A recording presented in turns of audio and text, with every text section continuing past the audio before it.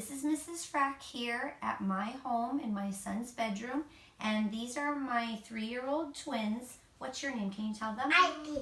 Abby, and what's your name? Lucy. Lukey.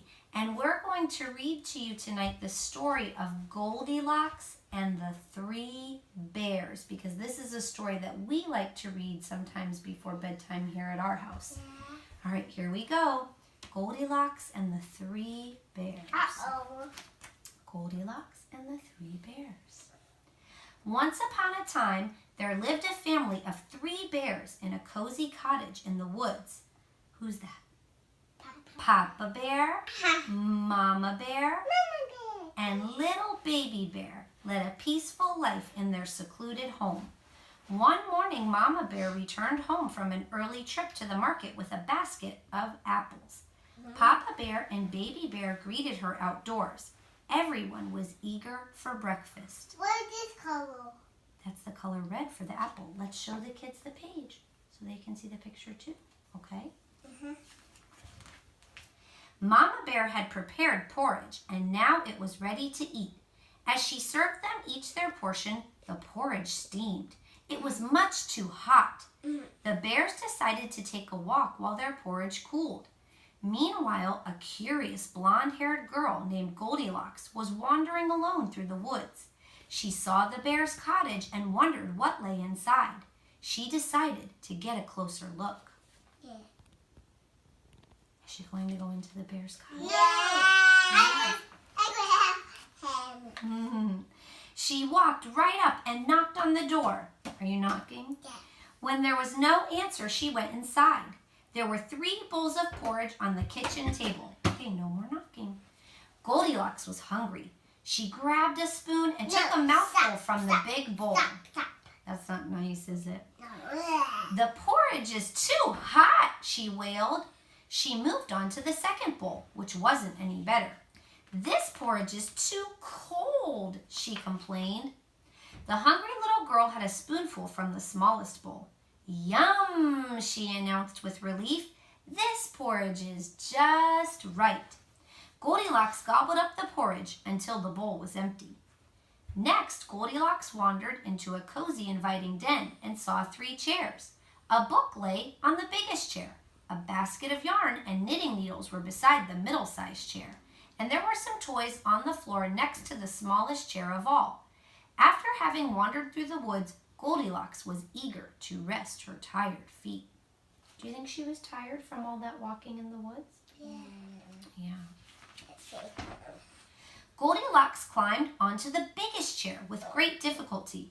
This chair is too high, she said. My feet don't even touch the ground.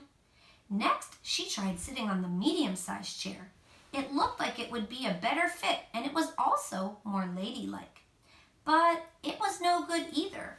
Oh dear, this chair is also too big. She sighed, trying to find a comfortable spot. Then Goldilocks turned to the smallest chair. She eased into it and smiled. This chair is just right, she said with relief. But suddenly, Goldilocks heard the chair's legs creak beneath her. Crash! The chair fell apart and Goldilocks ended up on the floor. What happened? The chair broke. Oops, she said sheepishly. Goldilocks was getting tired and sleepy from all of the excitement. She spotted a staircase and was curious to see where it led to. She wandered upstairs and saw 3 well-made beds in a sunny loft. I just need to lie down for a minute. Goldilocks yawned. The biggest bed with the heavy oak board looked like the perfect place to rest. She hoisted herself up and nestled under the covers. But it wasn't what she expected. This bed is too hard, she grumbled. Goldilocks hopped down and shuffled over to the medium-sized frilly pink bed in the middle. This had to be it. This bed is too soft, she hollered. After struggling to get out of the second bed, Goldilocks climbed into the little bed with the teddy bear on top of it. By now, she was certainly tired. This bed is just right, she murmured as she fell into a deep sleep. Let's go back. Here's the big bed. Here's the medium bed, and there's the little bed.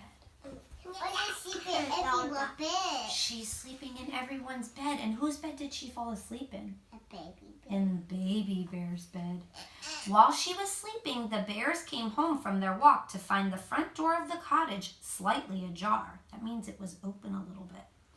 Papa Bear took a cautious look around and immediately sensed that something was wrong. "Someone has been in the house," he exclaimed. Papa Bear entered the cottage first. "Who could it be, Papa?" wondered Baby Bear. Mama Bear and Baby Bear hung back until Papa Bear glanced around and waved them inside. "Come in," he said. "Let's see what's going on." Mama Bear rushed into the kitchen. She gasped when she saw the sloppy porridge bowls on the table. "Someone's been eating my porridge!" she shrieked. "Someone's been eating my porridge!" Papa Bear yelled. "Someone's been eating my porridge too," sulked Baby Bear, "and it's all gone." Why did you cry right now? Because he's sad that someone ate his porridge. I don't see you quiet. Well, he doesn't have tears. He's just upset. He doesn't have tears, though. The bears walked carefully toward the den. "Someone's been sitting in my chair," Papa Bear growled. "Someone's been sitting in my chair," Mama Bear yelped. "Someone's been sitting in my chair, too," cried Baby Bear, picking up a chair leg. "And now it's broken." I forgot to show them again. Silly mommy. Papa Bear led the family quietly up the stairs. They knew something was fishy as soon as they saw that the bed sheets were wrinkled. "Someone's been sleeping in my bed!" Papa Bear roared. "Someone's been sleeping in my bed!" Mama Bear wailed. "Someone's been sleeping in my bed too," stuttered Baby Bear, "and she's still there." Goldilocks stretched and yawned. Papa Bear, Mama Bear, and Baby Bear all gathered around Baby Bear's bed and peered at the waking girl. How would that show me my coffee? Goldilocks rolled over and opened her eyes. Staring back at her were three Yes. Show me my Yes, coffee. I will. Staring back at her were three bewildered bears. "Yikes!" she gasped. "What a surprise!" Everyone was quite startled as they all looked back at each other. Goldilocks leaped out of the bed in a flash. The bears watched as she bolted down the stairs and through the door and ran all the way home. "I guess she didn't want to stay and visit," Papa Bear muttered. Once she was a fair distance away, Goldilocks glanced back at the cottage in the woods.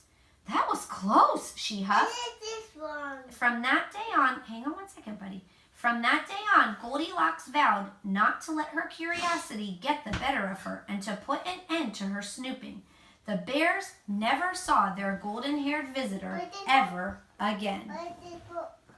And that's What the is this end. book called? Wait a second. I hope you enjoyed our story of Goldilocks and the Three Bears.